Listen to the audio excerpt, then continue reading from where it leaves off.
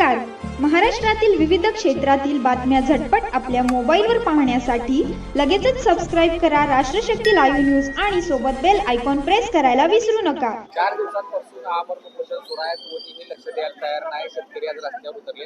काय भूमिका उंदर संघर्ष समितीची राहणार आहे या पुढच्या काळात? गेले 4 दिवसाला समाधान फाटे असतील त्यांचे सर्व सहकारी ज्या ठिकाणी तुकाराम महाराजाचा विसावा वाकले पालखीचा होत आहे त्या पालखीच्या विसावा समोर आंदोलन चालू आहे. आज 4 दिवस झाले कुठला कारखानदार, कुठला चेअरमन, कुठला आमदार, खासदार भेटायला आलेला नाही. ते स्वतःच्या ह्याच्यामध्ये ते गुंग आहेत. जर आज आम्ही गेले 2 महिने झाले कारखाना सुरू होऊन, परंतु आज गेल्या 2 दिवसाखाली या कारखानदारांनी बिल जमा करण्याचा प्रयत्न चालू केलेला आहे. आमची मागणी आहे की ऊसाचा पहिले उचल 35 रुपये मिळाला पाहिजे, कारण शेजारी सांगली कोल्हापूर जिल्ह्यामध्ये 3738 रुपये दर आहे.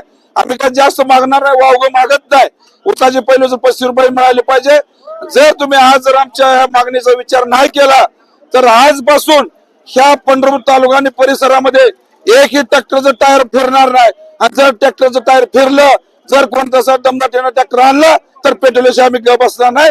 कारण ह्याची पुनरावृत्ती 2009 ते 2004 पंढरपूर तालुक्याचा इतिहास आहे.